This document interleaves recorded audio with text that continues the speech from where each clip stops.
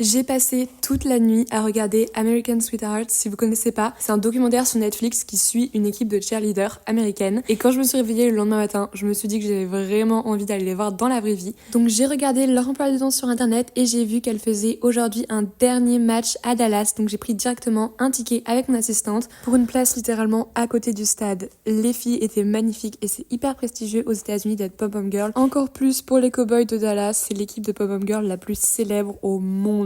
Littéralement, toutes les filles essayent de rentrer dans cette équipe. Dites-vous que pour les auditions, c'est une compétition avec 500 personnes pour juste une place dans l'équipe. Je pense qu'en France, les gens se rendent pas trop compte, mais c'est très difficile d'être pom-pom girl. Elles doivent s'entraîner tous les jours, elles doivent prendre soin de leur corps. Et tout ça pour être payé littéralement autant que quelqu'un qui travaille chez McDo. Mais après la sortie du documentaire Netflix, toutes les filles ont gagné plein d'abonnés sur Instagram et celles qui ont réussi à utiliser les réseaux sociaux ont pu gagner 2 à 3 000 $ en plus par mois. Il y a des filles qui ont commencé à poster 10 vidéos par jour et qui ont eu 500 à 700 000 abonnés en plus, ce qui leur a rapporté 20 000, 30 000, voire 70 000 $ par mois. En plus de ça, c'est aussi une sécurité pour elles d'être sûre de ne pas être oubliée quand le documentaire sera un petit peu daté et que les gens ne le regarderont plus. Donc si tu te plains de ne pas avoir le temps de développer tes réseaux sociaux, dis-toi que des pop-up girls américaines qui travaillent 12 heures par jour, qui courent et qui sautent de partout, donc elles sont sûrement très fatiguées, mais elles ont quand même trouvé le temps de le faire.